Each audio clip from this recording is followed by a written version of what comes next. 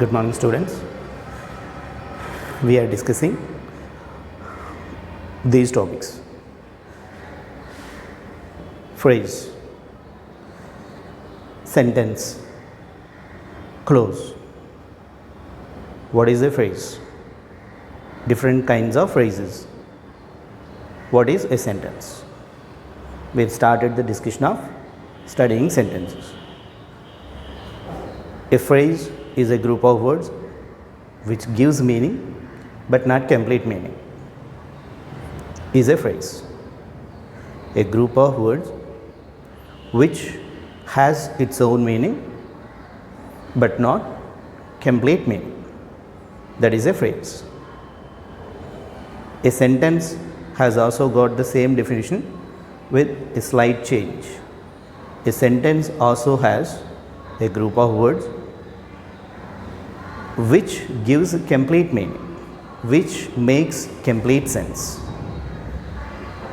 which gives us complete sense, which make us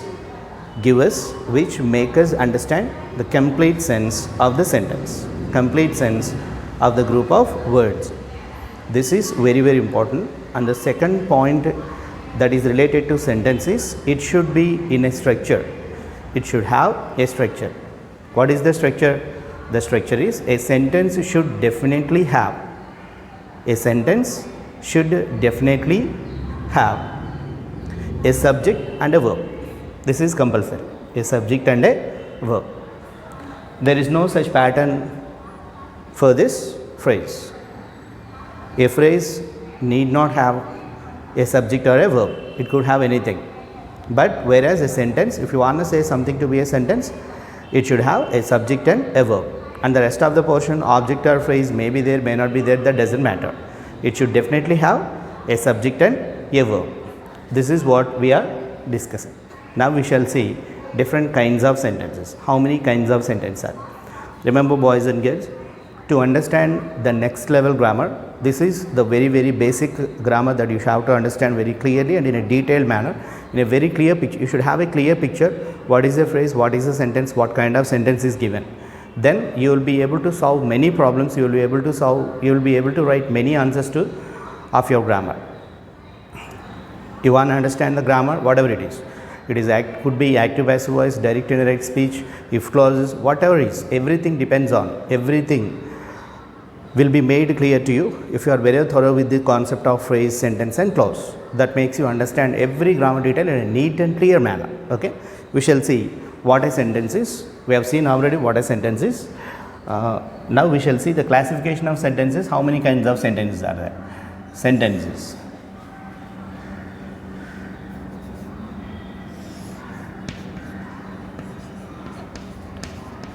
Assertive sentences. Assertive. Assert means tell. Tell or speak. ASSERT, assert. Assert means what? I am asserting something about you. నేను మీ గురించి ఏదో చెప్తున్నాను. చెప్పడం. దాన్ని assert అని అంటారు. Assert అని చదువుతారు. That is not assert. ASSERT is not assert. It is assert. ASSERT.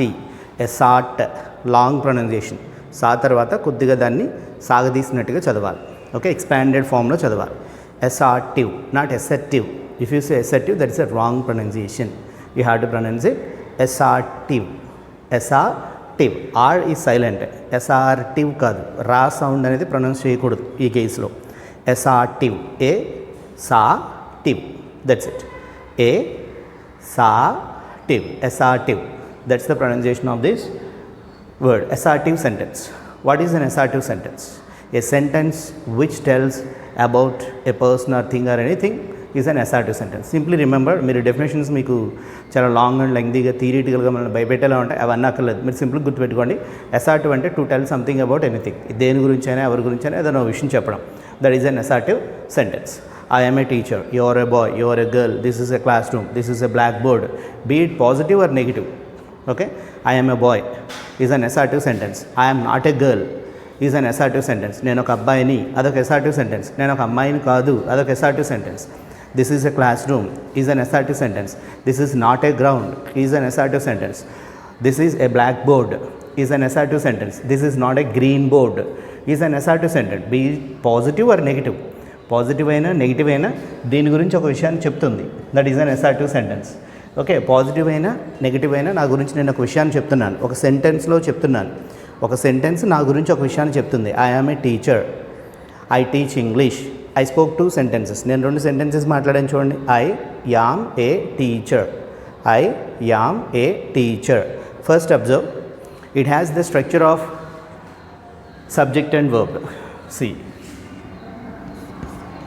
I am a teacher, I am not a student. Observe these statements. Both these statements tell something about someone. Take my example. These 2 statements speak of me. ఈ రెండు కూడా నా గురించి చెప్తున్నాయని నేను అనుకుంటున్నాను, నా గురించి రాసుకున్నాను నేను. These 2 statements are assertive statements. One is positive and another is negative. Be it positive or negative. Positive అయినా నెగిటివ్ అయినా నాకు ఒక విషయాన్ని గురించి, నా గురించి అని నేను అనుకున్నాను ఈ కేసులో. In this case I imagine I is I. ఇందులో ఐ ఎవరంటే నేనే అని ఇమాజిన్ చేసుకున్నాను నేను. ఓకే, ఈ 2 స్టేట్మెంట్స్ నా గురించి చెప్తున్నాయి. So those 2 are assertive sentences. Sentence అనగానే మీకు ఆల్రెడీ చెప్పాను, it should have a subject and verb. Compulsory subject verb ఉండాలి, especially with assertive sentence. Assertive సెంటెన్స్లో సబ్జెక్టివ్ వర్బ్ ఉండాలి. ఉన్నాయో లేదో చూడండి. Does it have a verb?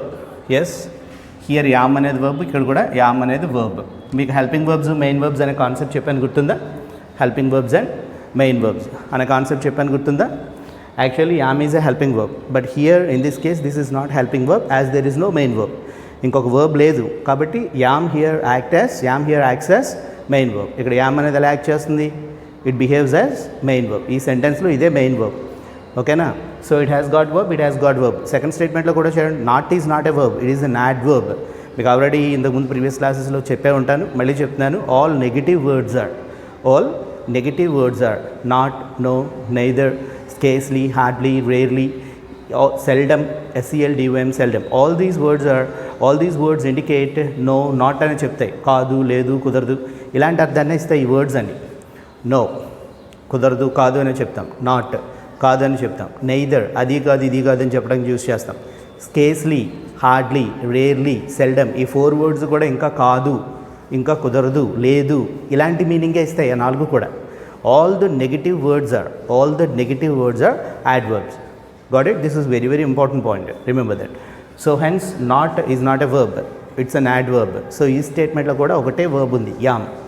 Okay, so it acts as main verb. ఇందులో దాన్ని మెయిన్ వర్బ్గా యాక్ట్ చేస్తుంది అది. Is it clear? Sure. So ఈ స్టేట్మెంట్లో you have a verb and you have a subject. ఈ స్టేట్మెంట్లో సబ్జెక్ట్ కూడా ఉంది. I is subject. ఈ teacher అనేది ఆబ్జెక్ట్ ఆర్ ఫ్రేజ్, స్టూడెంట్ అనేది object or phrase. So it has got the structure. Sentence అనేది దానికి ఉండాల్సిన స్ట్రక్చర్ దానికి ఉంది. It should have a subject and it should have a verb. It has a subject and it has a verb ఉంది కాబట్టి దాన్ని sentence అని అంటాం, ఎస్పెషల్లీ అసర్టివ్ సెంటెన్స్. ఓకేనా? If you want say something to be an assertive sentence, it should start with subject and it should immediately followed by a verb. దానికి ఇమీడియట్గా ఒక verb ఉండాలి. ముందు సబ్జెక్ట్తో స్టార్ట్ అవుతుంది, తర్వాత వర్బ్ ఉంటుంది. Assertive sentence structure. It is the structure of assertive sentence. An assertive sentence should start with the subject. Assertive sentence ఏదైనా సరే it should start with subject. In this case I is subject, in this case I is subject. Immediately a verb should be placed. దాని తర్వాత ఇమీడియట్గా verb ఉండాలి. Here is a verb, here is a verb, and the rest of the thing could be object or phrase. I already explained the concept of object and phrase, okay, that you can refer to once. Is it clear? Observe. This is a statement which tells something about me. నా గురించి ఏదో చెప్తుంది. I am A teacher, నేను ఒక టీచర్ని. Positive sentence. Second one, I am not a student, నేను ఒక స్టూడెంట్ని కాదు. That's also a statement. Okay, but negative statement. Both the statement speak of me. నా గురించి ఏవో ఒక విషయాన్ని చెప్తున్నాయి. ఓకే, మీ గురించి అవచ్చు. మనం రోజు మాట్లాడే వాటిలో అన్ని అసర్టివ్ సెంటెన్సెసే ఉంటాయి. మనం స్పెసిఫిక్గా ఇక్కడ గ్రామర్ అనే టాపిక్ పెట్టి చెప్పుకుంటున్నాం, కానీ మనం మాట్లాడేవన్నీ sir she is pinching me, he is biting me, sir he is taking my book away. మీరు క్లాస్ రూమ్లో మాట్లాడే వాటిలో most of the statements are assertive statements. మీరు మాట్లాడే స్టేట్మెంట్స్లో ఎక్కువ స్టేట్మెంట్స్ అసర్టివే ఉంటాయి, కానీ మనం గ్రామర్ దృష్టిలో పెట్టుకుని మాట్లాడడం కాబట్టి మనకు తెలియదు. మీరు ఏం మాట్లాడినా 99% of our statements are assertive statements. 1 or 2% statements could be other kind of statements, other kind of sentences అవుతాయి. ఈ కాన్సెప్ట్ అర్థమవుతుందమ్మా? Is it clear? For example మీ సార్ మిమ్మల్ని అడిగారు అనుకోండి, did you complete your homework అని మీ సార్ మిమ్మల్ని అడిగారు అనుకోండి, that is not assertive sentence, but you answer then. మీరు వాళ్ళకి మళ్ళీ ఆన్సర్ చెప్తారు, yes sir I completed my work, yes sir నేను నా వర్క్ కంప్లీట్ చేశాను. Observe the statement, that's an assertive statement. I completed my work, I subject, completed verb, my homework object or phrase, that you determine. అది object or phrase మీరే determine చేయండి, because that is explained. Okay, so I completed my work sir. Positive అయితే మీరు complete చేయలేదనుకోండి, what do you say, I didn't complete my homework sir, నేను నా homework complete చేయలేదు sir. Negative sentence. First you are telling a positive sentence and next time you are telling a negative sentence. There is no difference. Both the statements are assertive statements. Both the statements are assertive statements. అలా మన class రూమ్లో, ఇంటి దగ్గర, అక్కడ ఎక్కడ everywhere we speak number of assertive statements. కానీ మనం మాట్లాడే ముందు నేను ఇప్పుడు అసార్టివ్ స్టేట్మెంట్ మాట్లాడుతున్నాను అని అనుకునే మాట్లాడు, కలోక్వియల్గా, ఇన్స్టింక్టివ్గా మనం తెలుగులో మాట్లాడేస్తూ ఉంటాం. Okay, it is not a strange thing. ఇదేం కొత్తది కాదు. మనం మాట్లాడేదే, మనం చేసేదే, మనం వినేదే, అవన్నీ జరిగేవే. కాకపోతే now it is explain to you in the grammatical manner, ఒక సిస్టమేటిక్ మేనర్గా మీరు మాట్లాడుతున్న ఇంగ్లీష్ ఏంటి, you are speaking assertive statements, you are speaking some other kind of sentence అని మీకు చెప్తున్నాను ఇప్పుడు నేను. అంతే. What are you speaking, there lies the grammar. మీరు మాట్లాడే దాంట్లో, మీరు రాసే దాంట్లో గ్రామర్ ఉంటుంది. మీరు ఇది రాస్తున్నారు, మీరు ఇది మాట్లాడుతున్నారని నౌ ఐఎమ్ ఎక్స్ప్లెయినింగ్. మళ్ళీ ఒకసారి మీకు గుర్తు చేస్తున్నాను, మళ్ళీ మీరు ఏం మాట్లాడుతున్నారో దాన్ని మీకు ఎక్స్ప్లెయిన్ చేస్తున్నాను. మీరు ఏం రాస్తున్నారో, మీరు అసార్టివ్ సెంటెన్స్ రాస్తున్నారు, ఒక పాజిటివ్ సెంటెన్స్ రాస్తున్నారు, ఒక నెగిటివ్ సెంటెన్స్ రాస్తున్నారు, ఒక ఇంటరాగేటివ్ సెంటెన్స్ రాస్తున్నారు అని నేను మీకు ఎక్స్ప్లెయిన్ చేస్తున్నాను. మీరు రాస్తున్నదే, whatever you're writing now, what are your speaking now, what are your listening to now. మీరు వింటున్నది, మీరు రాస్తున్నది, మీరు చదువుతున్నది, this is what you're reading, this is the structure, this is the grammar that lies there. మీరు చదువుతున్న దాంట్లో ఈ గ్రామర్ ఉంది, మీరు రాస్తున్న దాంట్లో ఈ గ్రామర్ ఉంది, మీరు మాట్లాడుతున్న దాంట్లో ఈ గ్రామర్ ఉందని నేను మీకు ఎక్స్ప్లెయిన్ చేస్తున్నాను. అంతే.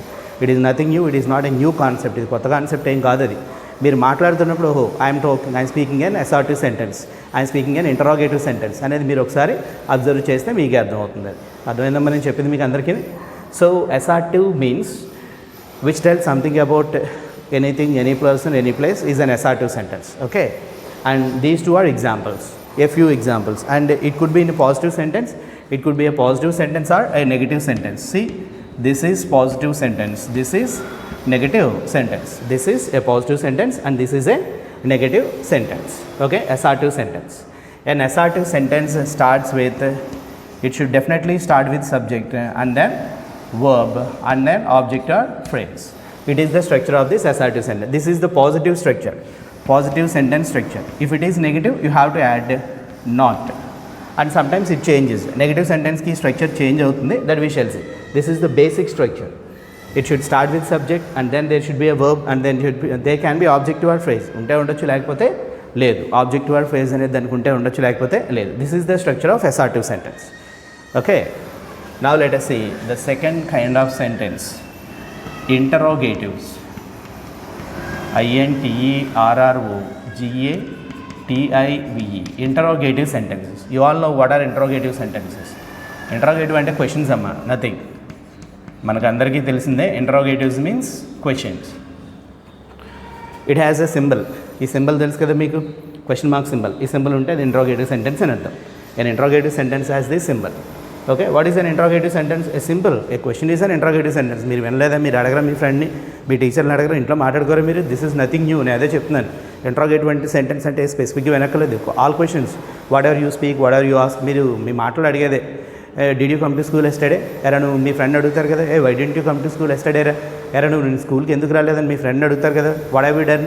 ఏం చేసావు నువ్వు? Where are you going? ఎక్కడికి వెళ్తున్నారు నువ్వు? What are you writing? ఏం రాస్తున్నావు నువ్వు?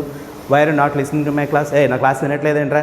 Everyone, you ask, I ask, everyone asks different questions. All those questions are interrogative sentences. These questions are interrogative sentences and this has a specific symbol. ఈ symbol ఉంటే interrogative sentence అనట. ఇది మనకు అర్థమయ్యేదే, కొత్తది ఏమి కాదు. These interrogative sentences are again classified into two, that is yes, no interrogatives and WH interrogatives. Yes, no interrogatives and WH interrogatives.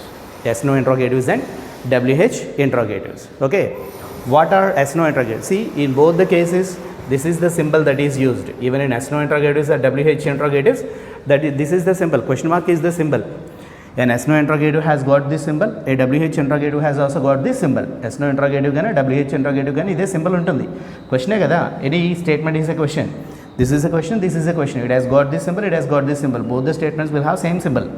But how can we know whether it is an yes no interrogative or WH interrogative? Simple, మీరు సింపుల్గా అర్థం చేసుకోవడానికి yes no interrogative begins with helping verb and subject and verb and then object or phrase.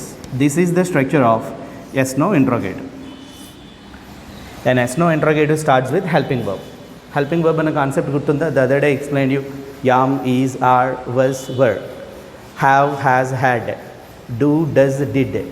Can, could, will, would, shall, should, may, might, must, need, ought to, dare. I explained you, I wrote a list of helping verbs here and I asked you to write it down in your grammar book. That's why I told you on that day, if you are very clear with that concept, it comes in very handier everywhere. And prati chota adi meeku ekkado oka daggara upayogapadutundi. Here you have to think of it. Yes/no interrogative always begin with yes/no interrogatives always begin with a helping verb. That means yam, is, are, was, were. It depends on the tense that you are speaking, that you are writing. అది యామ్తో start అవుతుందా, ఈజ్తో start అవుతుందా, వజ్తో start అవుతుందా, వర్తోనా, దేంతో start అవుతుంది అనేది it depends on the tense that your going to speak, that your going to write. మీరు రాయబోయే టెన్స్ని బట్టి, మీరు యూజ్ చేసే టెన్స్ని బట్టి అది ద హెల్పింగ్ వర్బ్ డిటర్మైన్.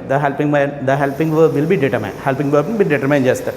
మీరు ఒక సింపుల్ ప్రెజెంట్ టెన్స్లో మాట్లాడుతున్నారు అనుకోండి, here you write am, is, are whatever it is రాస్తారు. మీరు నేను ఒక ఎగ్జాంపుల్ స్టేట్మెంట్ రాస్తాను. For example see here, did you finish your work? Did you finish your work? చూడండి మీ స్టేట్మెంట్ ఇది. Did you finish your work? Did you finish your work?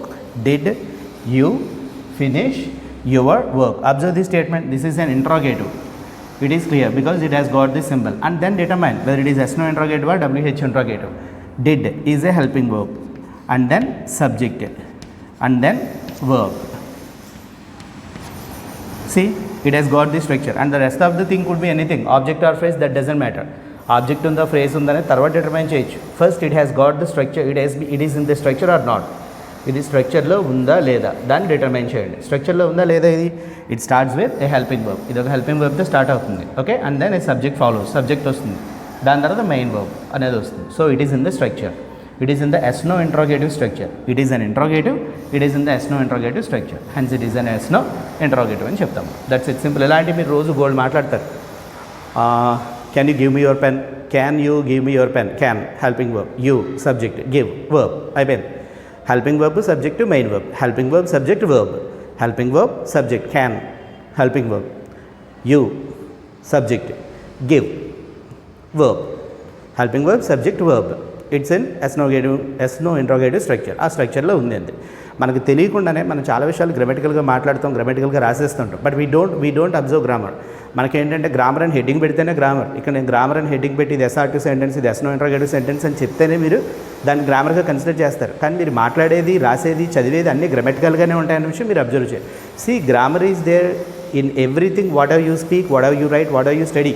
మీరు చదివే text book line, మీరు చదివే లెసన్లో ఒక లైన్లో కూడా, అది సైన్స్ అయినా, సోషల్ అయినా, ఫిజిక్స్ అయినా, కెమిస్ట్రీ అయినా, బయాలజీ అయినా, సోషల్ అయినా, ఏ సబ్జెక్ట్ అయినా other than Telugu and Hindi, Telugu హిందీలో కూడా ఆ సబ్జెక్ట్కి సంబంధించిన గ్రామర్ మీకు ఆ ప్రతి లైన్లోనూ ఉంటుంది. మీకు సోషల్ సబ్జెక్ట్లో గ్రామటికల్గా ఉంటుంది, గ్రామర్ ఉండదా మీకు? సోషల్లో మీకు గ్రామర్ ఉండదా? సోషల్లో హిస్టరీ పార్ట్ అంతా పాస్ట్ టెన్స్లో ఉంటుంది. అబ్జర్వ్ చేయండి, హిస్టరీ పార్ట్ అంతా కంప్లీటెడ్ యాక్షన్ కాబట్టి పాస్ట్ టెన్స్లో ఉంటుంది. అవునా? పాలిటిక్స్ ఉంది, ఐ మీన్ మీకు జాగ్రఫీ ఉందనుకోండి, అందులో ఉండే ప్రతి స్టేట్మెంట్ ట్రూతే, అందులో ఉండే ప్రతి స్టేట్మెంట్ నిజమే కాబట్టి అవన్నీ ఎక్కువగా ప్రెజెంట్ టెన్స్లో ఉంటాయి. There lies grammar and everywhere. మీ సైన్స్లో అంతే, మీ మ్యాథమెటిక్స్లో అంతే, ఎక్కడ చూసినా మీరు చదివే ప్రతి స్టేట్మెంట్లో, మీరు చదివే ప్రతి టెక్స్ట్ బుక్లో every line is grammatically correct. అది గ్రామటికల్గా కరెక్ట్గా ఉందా లేదా చెక్ చేసి మీకు బుక్ పబ్లిషింగ్ ఇస్తారు, బుక్ ప్రింటింగ్ ఇస్తారు. బట్ మనకి గ్రామర్ అంటే ఓన్లీ గ్రామర్ అని హెడ్డింగ్ పెడితేనే గ్రామర్. గ్రామర్ అని హెడ్డింగ్ పెట్టకపోతే అది గ్రామర్ కాదు. మీరు చదువుతున్న వాటిలో, మీరు మాట్లాడే దాంట్లో క్వశ్చన్స్ ఉండవమ్మా, yes/no interrogatives ఉండవా? మీరు ఎప్పుడు yes/no interrogative క్లాస్ రూమ్లోనూ మీ ఇంటి దగ్గర మాట్లాడరా? మీ ఫ్రెండ్స్ని అడగరా మీరు yes/no interrogatives? Are you coming with me or not? నువ్వు నాతో వస్తావరావా? Are you coming with me or not? అది yes/no interrogative కాదా? yes/no interrogative. But we don't know that. మనం దానికి గ్రామర్ అని కన్సిడర్ చేయం. మనకి గ్రామర్ అని హెడ్డింగ్ పెడితేనే grammar. Grammar is no different from your text book. Your text book is your grammar book. Whatever you study, Telugu Hindi, మీకు Telugu Hindi grammar ఉంటుంది. Text బుక్లో ఉన్న ప్రతి line teaches you certain grammar principle. ఏదో గ్రామర్ ఖచ్చితంగా ఉంటుంది. మీరు ఆ పాయింట్ ఆఫ్ వ్యూలో అన్నీ స్టడీ చేస్తే, అన్నీ అబ్జర్వ్ చేస్తే you will come to understand. మీకు ఖచ్చితంగా అర్థం అవుతుంది. Grammar is no different from your regular speaking. మీరు మాట్లాడే దాంట్లో, మీరు రాసే దాంట్లో, మీరు చదివే దాంట్లో, ప్రతి దాంట్లో గ్రామర్ ఉంది అని చదవండి. Don't differentiate it from your text book part or your speaking. మీరు మాట్లాడే దాంట్లో, మీరు రాసే దాంట్లో గ్రామర్ లేదు, సార్ గ్రామర్ హెడ్డింగ్ పెడితేనే గ్రామర్ అనుకుంటే that's absolutely wrong. I don't teach any grammar which is excluded from your text book. మీ టెక్స్ట్ బుక్లో లేని ఏ గ్రామర్ నేను చెప్పలేను. Every grammar detail is there in your text book. ప్రతి లైన్ ఏదో గ్రామర్ ప్రిన్సిపల్ని చెప్తుంది. మీరు చదివే ఒక లైన్ అసార్టివ్ సెంటెన్స్ అవ్వచ్చు, అది positive sentence or negative sentence అవ్వచ్చు, లేదా ఎస్నో ఇంట్రోగేటివ్ అవ్వచ్చు, WH ఇంట్రోగేటివ్ అవ్వచ్చు. అది చదువుతున్నప్పుడు okay this is yes no interrogative, this is assertive sentence, this is assertive positive sentence, this is assertive negative sentence, this is yes no interrogative, this is WH interrogative, this is imperative, this is exclamatory. ఆ కాన్సెప్ట్ని, ఆ పర్సెప్షన్ని, ఆ point of వ్యూని మీరు అర్థం చేసుకుంటే every line of your text book teach you of any subject. Even మ్యాథమెటిక్స్లో కూడా ఉన్న ప్రతి లైన్ కూడా మీకు ఏదో గ్రామర్ ప్రిన్సిపల్ చెప్తుంది. ఇంగ్లీష్ గ్రామర్ ఉంటుంది దాంట్లో. మ్యాథమెటిక్స్లో అన్నీ మీకు నిజాలే ఉంటాయి, ట్రూతే ఉంటుంది. ప్రతి స్టేట్మెంట్ ట్రూతే, సైంటిఫికల్లీ ప్రూవ్డ్ స్టేట్మెంటే ఉంటుంది మీకు. So all those statements are in simple present tense. Maximum statements present టెన్స్లో ఉంటాయి. It doesn't mean that every statement will be in present tense. Sir మీరే కదా చెప్పారు ప్రెజెంట్ టెన్స్లో ఉంటాయని చెప్పకండి. It is in grammar, that's what I want tell you. Every statement of your text book, English text book, Hindi text book, Telugu text book, ఆ సబ్జెక్ట్స్లో మీ గ్రామర్లోనే ఉంటుంది. ఆ పర్సెప్షన్ని, ఆ పాయింట్ ఆఫ్ వ్యూని డెవలప్ చేసుకోండి. That's very important. ఎస్నో ఇంట్రోగేటివ్ అనే కాన్సెప్ట్ నేను మీకు కొత్తగా చెప్పట్లేదు. యూ స్పీక్, మీరు మాట్లాడతారు, చదువుతారు, రాస్తారు yes no interrogatives. But what you should understand is and yes no interrogative should be in the structure. Helping వర్బ్తో స్టార్ట్ అవ్వాలి. ఏ హెల్పింగ్ వర్బ్? బోల్డ్ ఉన్నాయి మనకి helping verb. Would, could, should, might. నా ఇష్టం వచ్చింది ఏదైనా రాసుకోవచ్చు నేను ఇక్కడ. Can I write would here, could here, should here, might here, do here, does here, have, has? నా ఇష్టం వచ్చినట్టు రాసేసుకోవచ్చా? నో, రాయకూడదు. మరి ఏం రాయాలి? నాకు ఎలా తెలుస్తుంది sir? You are gonna speak something in a certain tense. మీరు నిన్నటికి సంబంధించిన విషయాలు అడగాలనుకోండి, పాస్ట్కి సంబంధించిన విషయాలు అడగాలనుకోండి, పాస్ట్ టెన్స్లో మాట్లాడాలి. అది తెలుసు కదా మనకి. పాస్ట్లో మాట్లాడాలంటే what is the helping verb that we have to use here? Did. మీరు నిన్నటికి సంబంధించిన విషయం అడుగుతున్నారు, ఓకేనా? Did you take my book yesterday? అరే నువ్వు నిన్న నా బుక్ తీసుకున్నావా? నిన్న, ఎస్టర్డే, పాస్ట్ గురించి మాట్లాడుతున్నాం. So we have to right a past helping verb. What is the past helping verb? We have did అనే హెల్పింగ్ వర్బ్ ఉంది. Okay, did. తర్వాత ఏంటి? యూ. V1 రాయాలి తర్వాత పాస్ట్ రాసేటప్పుడు. Did plus subject plus V1. Okay, did you take my book? Did you take my book? Likewise, depending on the tense you are going to write, depending on the tense you are going to speak, you have to place the related helping verb. మీరు ఏ tense అయితే మాట్లాడబోతున్నారో, ఏ టెన్స్లో అయితే ఒక స్టేట్మెంట్ని రాయబోతున్నారో, ఆ స్టేట్మెంట్కి ఆ టెన్స్కి సంబంధించిన helping verbs ఉంటాయి. మీకు మీ దగ్గర లిస్ట్ ఉంటుంది. మళ్ళీ కావాలంటే అవి ఎక్స్ప్లెయిన్ చేస్తాను నేను, ఓకేనా? ఆ లిస్ట్లోంచి ఒక హెల్పింగ్ వర్బ్, ఈ సబ్జెక్ట్కి మ్యాచ్ అయ్యే హెల్పింగ్ వర్బ్. సబ్జెక్ట్ సింగులర్ అయితే సింగులర్ హెల్పింగ్ వర్బ్, ప్లూరల్ అయితే ప్లూరల్ హెల్పింగ్ వర్బ్. అలానే దీని person, first person, second person, third persons అని ఉంటాయి సబ్జెక్ట్స్లో. Okay, you might have already learnt it by this time. ఈ వాటికి మీకు ఫస్ట్ పర్సన్ సబ్జెక్ట్స్ ఏంటి, సెకండ్ పర్సన్ సబ్జెక్ట్స్ ఏంటి, థర్డ్ పర్సన్ సబ్జెక్ట్స్ ఏంటి తెలిసి ఉండాలి. ఓకే, తెలియకపోతే సింపుల్గా నేను చెప్తాను వినండి. I, we are first person subjects. I, we, WEV, I singular నేను, వి మేము ప్లూరల్, ఐ సింగులర్ నేను, వి ప్లూరల్. ప్లూరల్ అంటే మీనింగ్ ఏంటి? మోర్ దాన్ వన్, ఒకళ్ళకంటే ఎక్కువ ఉంటే ప్లూరల్ అనే కదా అంటాం మనం. ఓకే, ఐ సింగులర్ ఒక్కడే కదా, ఐ సింగులర్, వి ప్లూరల్. ఈ రెండు first person subjects and only one second person subject you. You is only one second person subject. ఒకే ఒక సెకండ్ పర్సన్ సబ్జెక్ట్ అది. It can be used both in singular and plural. దాన్నే మనం singular and plural రెండు కేసెస్లోనే use చేస్తాం. You are a student, నువ్వు ఒక స్టూడెంట్వి. You is used in singular sense. You are all students, మీరందరూ స్టూడెంట్సే. There you is used in plural sense. You are a student, నువ్వు ఒక విద్యార్థివి, నువ్వు ఒక స్టూడెంట్వి. యూ అనేది సింగులర్ సెన్స్లో యూజ్ చేస్తాం, సెకండ్ పర్సన్. సెకండ్ స్టేట్మెంట్ చూడండి, యూ ఆర్ ఆల్ స్టూడెంట్స్, మీరు అందరూ స్టూడెంట్సే. You are all students. ఇక్కడ యూ అనేది సింగులర్ కాదు, ప్లూరల్లో యూజ్ చేస్తాం. So depending on the context it is used.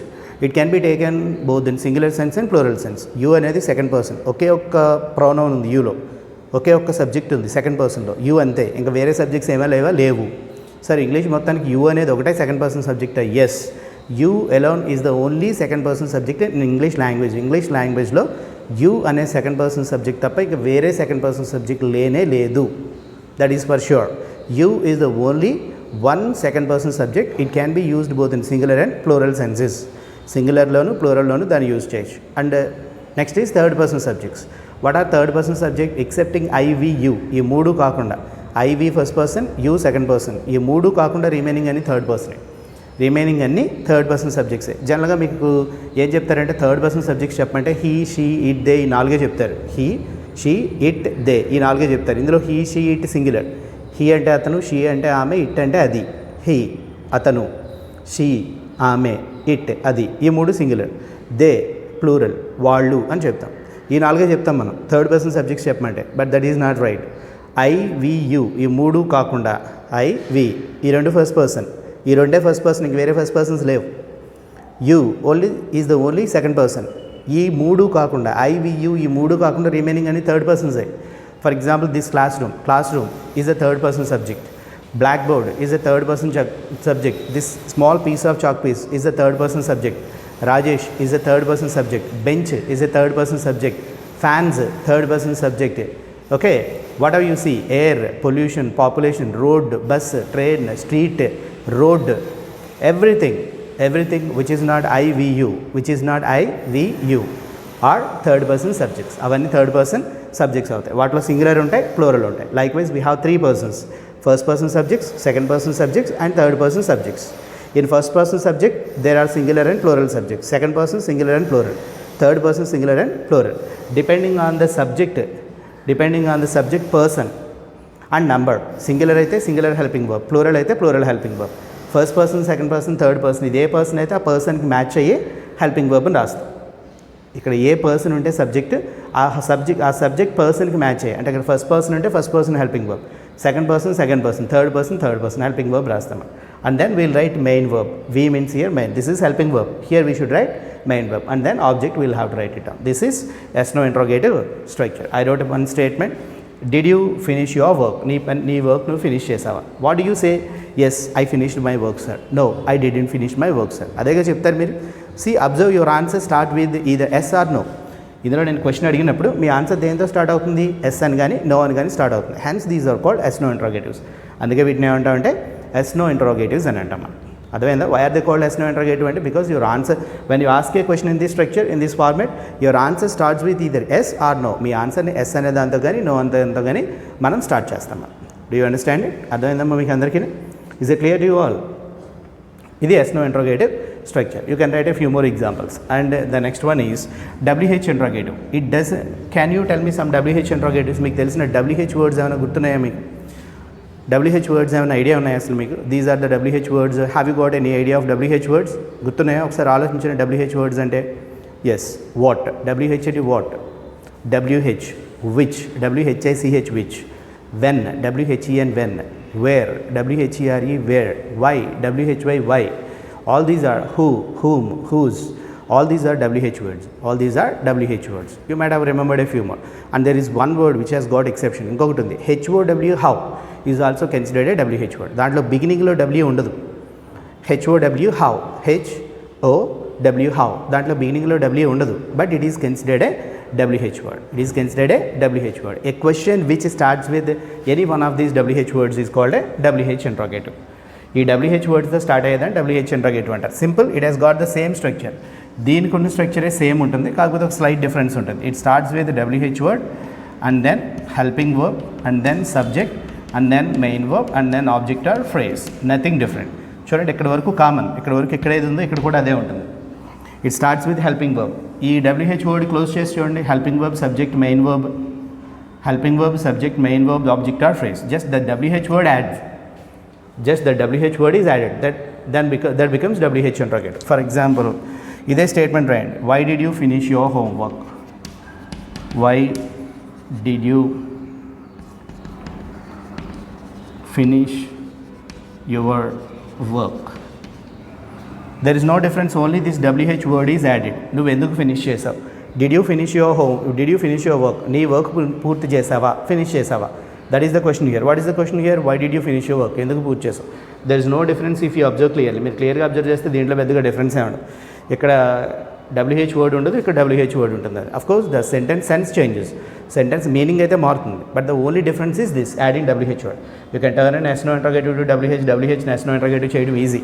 yes/no interrogative ముందు WH వర్డ్ రాస్తే WH అవుతుంది, ఈ WH తీసేస్తే yes/no interrogative అవుతుంది. This is the only difference between these two. Anyway, any sentence is a question. If it has a question mark here, question mark ఉంటే ఏ sentence అయినా సరే interrogative sentence అనేది అవుతుంది.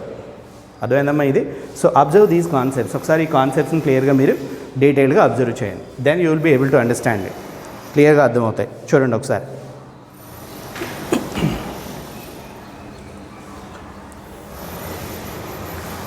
And we shall see next statement, imperatives.